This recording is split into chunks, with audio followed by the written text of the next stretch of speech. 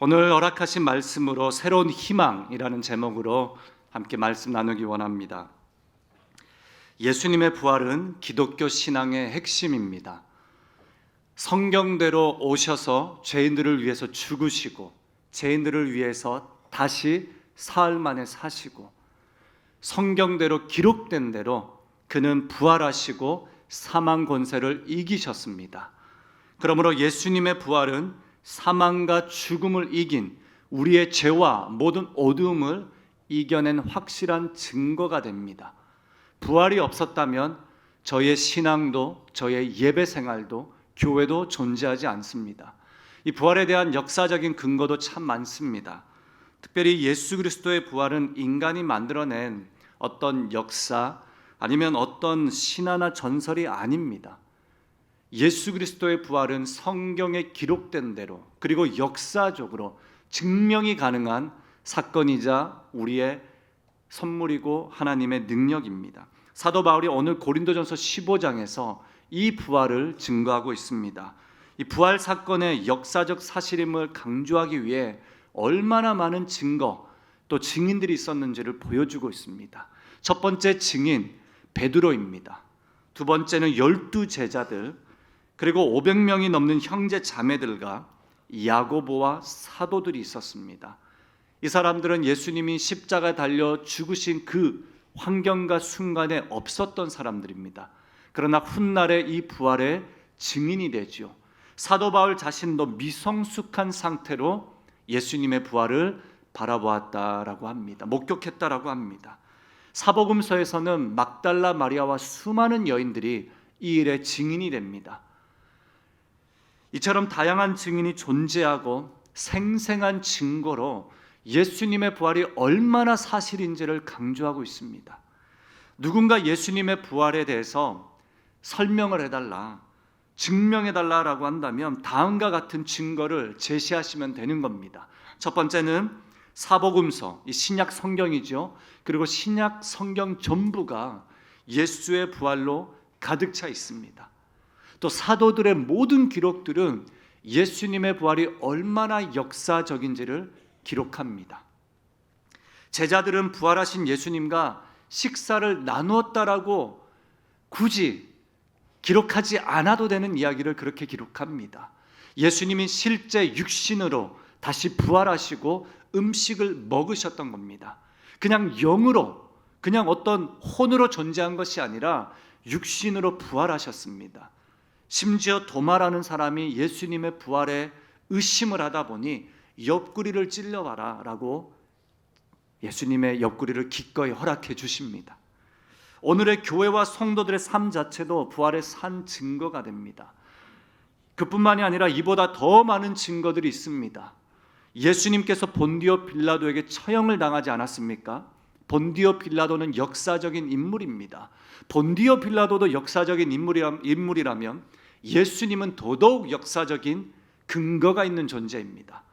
예수님은 죽은 후에 아리마대 요셉 그 무덤에 묻히셨습니다. 아리마대 요셉도 역사적인 인물입니다. 수많은 기록들이 있습니다. 예수님의 시체가 놓여있던 무덤이 비어 있었습니다. 수많은 기록들로 인한 예수님의 빈 무덤을 증거하고 있습니다. 목숨 걸고 복음을 전한 순교자들, 예수님의 적대적이었던 사도 바울, 여러분 사도 바울 이야기 많이 들어보셨잖아요.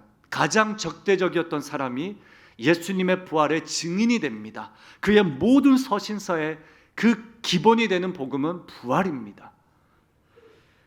1세기 기독교가 부활의 증인들의 폭발적인 부흥을 증명합니다. 자, 여기에서 예수님이 부활하지 않으셨다면 우리는 죽은 복음을 믿고 있는 것이죠. 죽은 복음도 아니라 1세기, 2세기, 3세기에 와서 예수의 그냥 예수님의 좋은 가르침으로 끝난 그리고 죽으신 그 죽은 복음을 우리가 듣고 믿고 있었을 것입니다. 그러나 저와 성도님들은 예수님의 복음, 초기 기독교의 부흥, 교회의 역사 가운데 놀라우신 주님의 일하심의 그 근거의 날이 오늘 부활주일입니다. 저와 우리 성도님들의 신앙이 이 부활의 근거에서 신앙 고백을 하는 것이죠. 그러나 안타깝게도 여전히 많은 사람들은 이 부활을 믿기 힘들어합니다.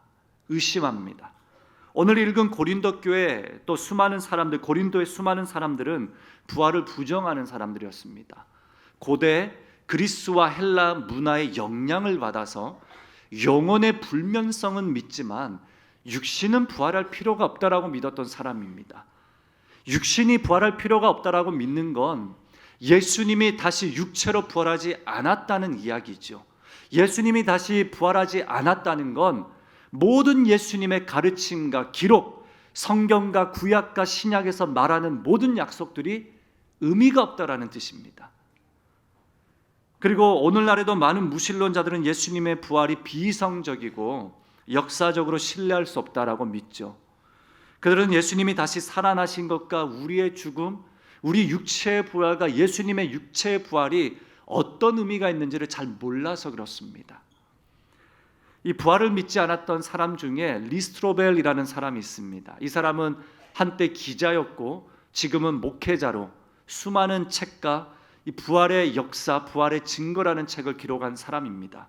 이 사람이 처음 기자로, 무신론자로 예수님의 부활을 반박하고 싶었습니다. 자신의 아내가 너무 독실한 크리스찬인 겁니다. 반발하고 싶었습니다. 2200개가 넘는 수많은 자료들, 데이터, 과학적이고 인류학적이고 심리학적이며 생물학적인 논문들을 읽어가면서 이 부활이 얼마나 거짓인지를 입증하기 위해 살다 보니 자신도 모르게 부활이 사실임을 입증하는 증거들로 가득 찬 자신의 삶을 보게 되었습니다. 결국 그는 그리스도를 믿게 되었고 그의 탐구 여정은 부활의 증거라는 책으로 기록되어 있습니다. 저도 그 책을 읽고 참 많은 은혜를 누렸습니다. 이는 부활의 역사적 신빙성을 뒷받침하는 강력한 자료들이 기록되어 있습니다. 리스트로벨이 이렇게 말합니다. 예수님은 자발적으로 고통을 감당하시고 로마 병사들에 의해 십자가에서 확실히 죽으셨다. 확실히 죽으신 거예요. 무덤은 단단히 봉인되어 도난이 불가능했다. 그 당시에 많은 사람들이 예수님 시체가 도난당해서 예수님은 부활한 것처럼 느껴졌다라고 말하는 무신론자들, 학자들이 많았습니다. 또 일부 해이론자들은 주장과 달리 예수님의 상태는 도주나 기동이 불가능한 수준이었다. 예수님의 모든 몸은 만신창이가 되어 있었습니다. 십자가에 다 찍히고 못에 박혀 있었죠. 그 육신은 도저히 홀로 걸어갈 수 있는 몸이 아니었습니다. 그리고 사복음서 마태, 마가, 누가, 요한복음은 예수님의 부활에 대한 기록들의 차이가 있습니다. 이 차이가 있다는 것은 예수님의 부활이 거짓이라는 것이 아니라 다양한 독립 증언을 반영한다. 그만큼 예수님이 부활한 사실을 많은 사람들이 목격을 한 것이죠. 여인들, 최초 증인들, 그리고 순교를 각오한 사람들의 복음 전파가 부활의 역사적 신빙성을 더해준다. 믿으시죠? 여러분, 이 리스트로벨이라는 사람이 시작은 부활을 믿지 않았습니다. 부활이 사실이 아니라는 것을 밝혀내려고 몸부림쳤지만 파헤치고 파헤치다 보니 이 부활이 얼마나 기독교의 핵심 사상이고 믿음이고 신앙 고백인지를 알게 되었습니다. 성도님들 삶 가운데 이 부활의 증거를 믿으십니까? 또 있으십니까? 혹시 아직도 부활이 믿겨지지 않는 분들이 계시다면 오늘 그냥 외면하거나 멈추지 마시고 리스트로벨처럼 이 부활이 사실인지 아닌지를 증명하기 위해 살지 마시고 부활을 있는 그대로 믿고 그 부활이 믿어지는 은혜를 구할 때 이 부활은 저와 우리 성도님들의 사실, 확신, 그리고 믿음의 증거가 될 것입니다. 왜냐하면 사도 바울은 부활이 없으면 모든 신앙은 무의미하다라고 말합니다. 오늘 15장 19절에 만일 그리스도 안에서 우리가 바라는 것이 다만 이 세상에 살 뿐이면 모든 사람 가운데 우리가 더욱 불쌍한 자가 된다 말씀하죠. 무슨 뜻입니까? 우리의 신앙이 이 이생에만 국한된다면 우리가 전파하고 우리가 나누고 우리가 복음 전한 모든 것은 무의미하고 가장 불쌍한 사람이 되는 겁니다. 여러분, 이단이 그래요. 자신들이 믿고 있는 이 진리가 진리인 줄 아는데 얼마나 진리가 아닌지 자신이 알게 되면 가장 비참한 사람이 되는 겁니다. 그러나 기독교는 더욱더 바울이 강조한 이 부활이 얼마나 사실인지 오늘 본문 안에서 쭉 풀어내고 있습니다. 여러분, 오늘 예수님의 부활이 없다면 사도 바울이 이렇게 말합니다. 칭의나 구원은 존재하지 않는다. 모든 것이 무의미하다. 부활이 없다면 우리에게 구원은 존재하지도 않았습니다. 두 번째, 우리의 믿음은 헛되고 죄에서의 용서도 없습니다. 우리 제사함 받아 자유함 속에 예배하는 자들이잖아요. 일절 없다는 것이죠. 또 성도의 소망은 이생에만 국한되며 죽은 자들도 멸망합니다. 모든 사람들은 이생 이후의 삶에 대한 갈망이 있습니다. 궁금한 것들이 있고 소망하고 있습니다. 근데 우리의 인생이 이생에만 국한된다면 얼마나 비참합니까? 아무런 의미가 없잖아요. 우리의 신앙생활에 모든 것은 낭비가 됩니다. 마지막으로 우리가 전하는 모든 복음이 헛되며 아무런 열매도 없습니다. 예수님을 위해 살고 싶은 마음, 예배하고 싶은 마음, 오늘 이 자리에서 함께 찬양한 친구들의 고백처럼 살아계신 주 찬양하고 싶은 그 마음, 이 모든 마음이 헛되다면 무슨 의미가 있습니까? 그러나 우리 마음에 이 갈망이 있고 소망이 있다는 건 주님이 우리 안에 부활의 능력으로 새롭게 하시고 구원받은 새로운 피조물이 되게 하신 이 복음의 증거가 됩니다. 여러분, 바울만 봐도 부활하신 예수님을 만나기 전과 후가 확연히 달라 있습니다. 그러기에 바울이 마치 이 리스트로벨처럼 예수님의 부활을 고린도 성도들에게, 고린도 사람들에게 전하고자 애써 노력하고 있습니다. 예수님은 진실로 부활하셨습니다. 선포하고 있습니다. 고린도전서 15장 20절입니다. 우리 한번 다 함께 큰 목소리로 읽도록 하겠습니다. 그러나 이제 그리스도께서 죽은 자 가운데서 다시 살아나사 잠자는 자들의 첫 열매가 되셨도다. 아멘. 수많은 사람들이 예수님의 부활의 증거가 되었고 그 부활을 믿고 고백한 사도 바울이 이 기록을 남깁니다. 죽은 자 가운데서 다시 살아나사 잠자는 자들의 첫 열매가 되셨습니다. 예수님의 부활은 그리스도에게 속한 모든 사람에게 영생을 주는 능력이 되었습니다.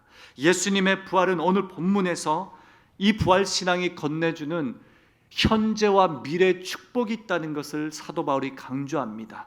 오늘 두 가지 축복을 나누며 현재와 미래의 축복을 나누며 다시 부활 신앙이 주는 새로운 희망으로 우리의 삶이 회복과 능력으로 가득 넘치길 바랍니다.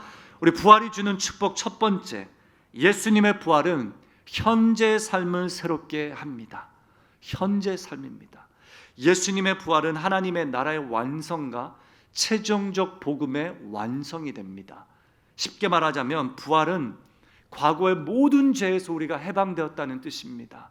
부활은 구원받은 삶의 능력도 줍니다.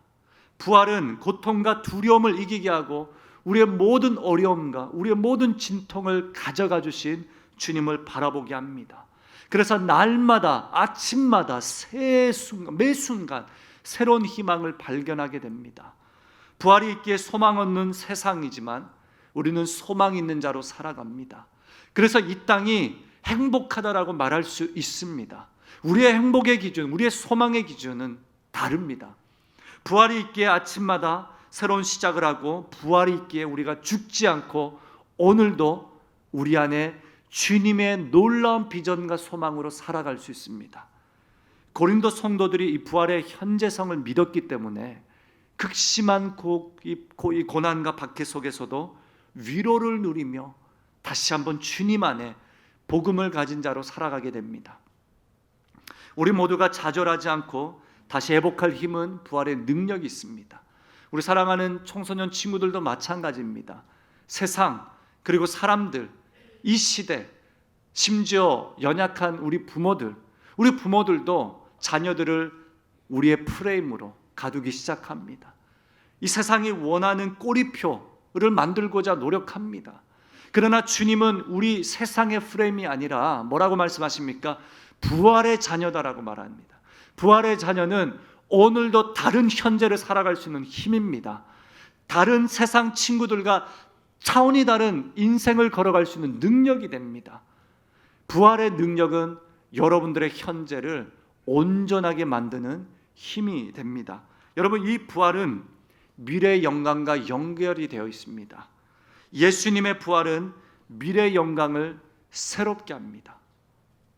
부활은 썩지 않는 하나님의 나라에서 영원히 살게 합니다. 예수님이 부활하셨다는 건 우리의 종착지가 저렇게 정해져 있구나라는 사실을 믿음으로 바라보는 것이죠. 예수님의 부활은 부활하시고 승천하심으로 결국 우리가 어디로 가야 하는지, 무엇을 해야 하는지, 어디를 향해 나아가는지 다 보여주고 있습니다. 그날 우리는 영광스러운 새로운 몸을 입고 주님의 새 땅으로 옮겨질 것이며 우리의 모든 종착지가 이미 다 예정되어 있습니다. 여러분, 우리가 어디로 갈 것인지 또 최종 종착지와 결과를 안다는 것은 큰 축복이 됩니다. 이전에 제가 멕시코와 미국 국경 사이에 있는 이 티후아나라는 지역에 한 달에 한 번씩, 이후에는 2달에 한 번씩 선교를 간 적이 있습니다.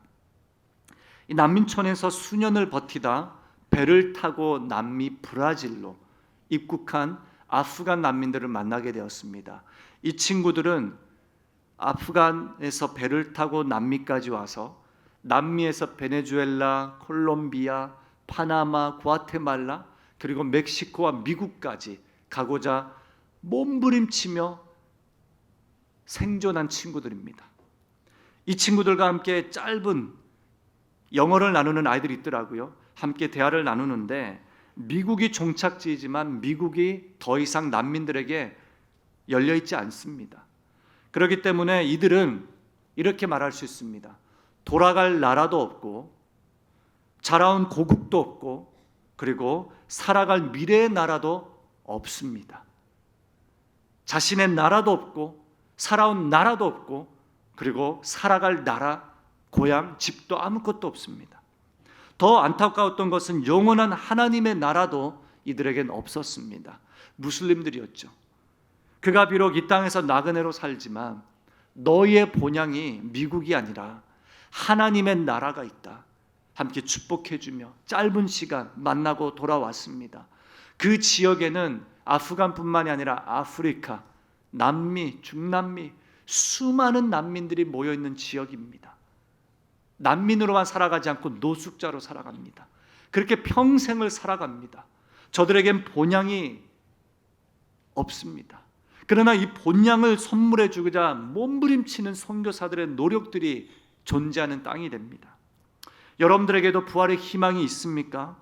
돌아갈 나라와 종착지가 있으며 영원히 살아갈 미래 나라가 있다는 사실이 우리에게 얼마나 현재와 미래를 확실하게 만들어주는지 믿음으로 이 일을, 이 기적과 같은 하나님의 배려를 우리가 살아가고 있습니다.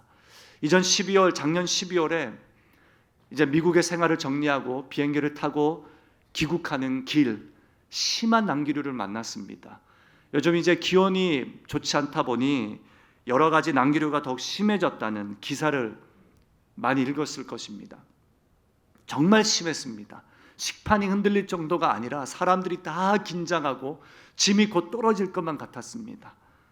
제 마음에 여러 가지 생각들이 들었습니다. 그 중에 비행기는 이렇게 심하게 흔들리지만 내 나라, 내 고국으로 돌아가고 있다라는 그 안도감이 주는 평안이 있었습니다. 이제 내 나라, 나의 사랑하는 조국으로 돌아가면 부모님도 계시고 장인어르신 장모님도 계시고 병원도 갈 수 있고 세금도 안 내고 텍스도 안 내고 국밥도 먹을 수 있고 근데 또 사랑하는 성도님들을 만날 그 뜨거운 마음으로 들어오는데 아무렇지도 않더라고. 막 사람들 다 긴장해 있는데 정말 평안했습니다. 무슨 뜻입니까? 그때 일이 생각나면 부활이 우리에게 건네주는 현재와 미래의 안정감을 묵상하게 되었습니다.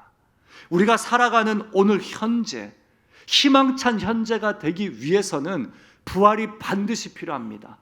부활하신 예수님이 하나님 우편의 보좌에서 사랑하는 성도님들을 돌보시고 계십니다. 중보하고 계십니다. 부활하신 예수님이 계시기 때문에 성령님을 보내주셔서 우리 모두를 홀로 두지 않으시고 성령님이 동행하시며 교회를 세우고 예배를 세우며 우리 사랑하는 성도님들의 삶을 아름다운 현재로 인도하십니다. 먼 미래만 바라지 않고 오늘의 현재를 살아갈 힘과 능력 주십니다. 부활은 미래의 날을 소망하며 현재 삶을 위대하게 만듭니다. 자신을 보면 나약하고 연약하고 점점 무력해지고 점점 우리의 삶에 힘이 없어져 가지만 부활의 힘은 날로 새로워지는 오늘의 현재를 살아갈 힘입니다. 우리 사랑하는 친구들이 찬양하는데 우리 권사님들, 집사님들 자리에 일어나셔서 함께 뜨거운 박수로 찬양하는데 이게 부활의 능력입니다. 두 다리는 힘들지만, 서 있기조차 힘들지만 성령님이 여러분들과 성도님들과 함께 하시기에 새로운 현재를 희망차게 만드는 것입니다. 또한 부활하신 예수님은 영광스러운 미래를 우리에게 약속하셨습니다. 영광스러운 미래는 재림의 날을 준비하고 계신다라는 것이죠. 하나님의 구속 계획의 완성을 이루시고 계십니다. 그래서 예수님은 그곳에서 여러분들과 저희들이 함께 거할 모든 것처를 준비하고 계십니다. 부활을 믿는 자는 죽음을 두려워하지 않게 됩니다. 육체는 무덤에 잠들지만 우리의 영혼은 곧바로 예수님과 영원토록 함께 있기 때문입니다. 부활하신 주님은 지금 하늘에서 우리를 위한 영원한 거처를 만들고 계시고 이제 이후로 영원토록 저와 모든 성도들이 함께 거할 거처에서 주를 찬양하며 경배할 그날을 애타는 심정으로 기다리고 계십니다. 기다리시지만 오늘의 현재를 살아갈 그 소망과 비전도 주십니다.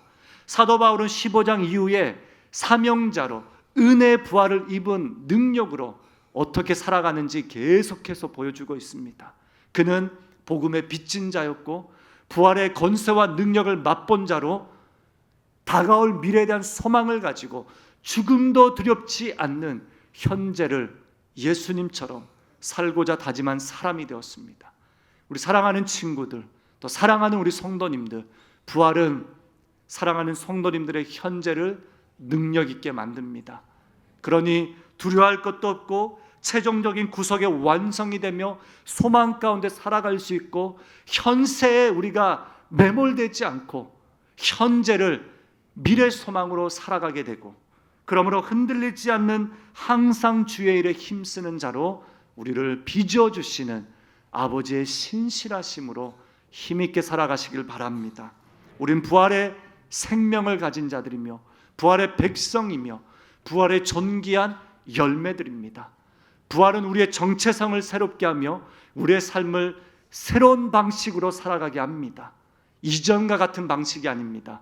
미래의 소망을 오늘 현재로 담아내는 능력의 사람, 여호와께서 동행하는 사람, 성령 충만한 사람, 그리고 복음의 확신을 가지고 힘있게 살아가는 사람임을 믿습니다. 이 소망으로 오늘도 부활을 증거하며 함께 힘있게 살아가시길 주님의 이름으로 축복합니다. 기도하겠습니다. 모든 두려움을 이기며 매일의 삶 가운데 성령 하나님이 친히 오셔서 우리에게 부활의 복음을 확신 가운데 인도해 주신 것 감사합니다. 우리는 연약한 육체였지만 죽어도 마땅한 죄인이었지만 주께서 우리를 위하여 죽으시고 성경대로 기록된 대로 사흘 만에 다시 부활하시고 새로운 생명을 빚어주심에 감사합니다. 이제는 예전과 같이 살지 않겠습니다. 우리의 모든 연약함, 육체의 질병들, 우리의 모든 생각과 어두움들 가져가 주시고 매일매일 아침마다 새로운, 날마다 새롭게 하시는, 빚어주시는 새로운 희망과 소망으로 살아가게 하여 주십시오. 먼 미래에 대한 소망이 오늘 현재를 위대하게 만드는 힘임을 믿습니다. 오직 주님께 소망을 두고 나아가겠습니다. 우리 결혼을 앞둔 가정이 있습니다. 결혼을 한 가정도 있습니다. 축복해 주십시오. 개업한 가정과 입원 중에 있는 우리 성도님들 부활의 능력을 맛보게 하여 주십시오. 또 사랑하는 가족과 이별 후에 예배 참석한 우리 지체의 가정이 있습니다. 산 소망 대신 부활의 소망으로 이 가정을 믿음 안에 붙들어 주시고 위로하여 주실 것을 믿습니다. 우리 모든 성도님들, 현실은 어둡고 현실은 막막하지만 현재는 위대합니다. 우리는 부활의 자녀이기 때문입니다. 오늘도 새롭게, 내일도 새롭게 미래의 소망을 가지고 천국 소망으로 주와 함께 영원히 거할 그 거처에 대한 소망으로 힘있게 살아내게 하여 주시옵소서. 우리 청소년들 마음 다해 축복하여 주십시오. 세상이 만들어 놓은 어떤 프레임과 이름표가 아니라 저들은 예수의 부활의 자녀임을 믿습니다. 날마다 소생시켜 주십시오. 세임 주시고 능력 있게 학업 감당하게 하시며 능력 있는 백성으로 이 땅 가운데 부활의 산 증거자가 되길 간절히 소망합니다. 섬기는 전도사님과 우리 교사분들 한 분 한 분 축복해 주실 것을 믿고 찬양으로 섬긴 모든 찬양대 고백들 기뻐 받으시고 부활의 새 영광으로 주님 온 마음 다해 주님을 찬양합니다. 예수님의 이름으로 기도합니다. 아멘.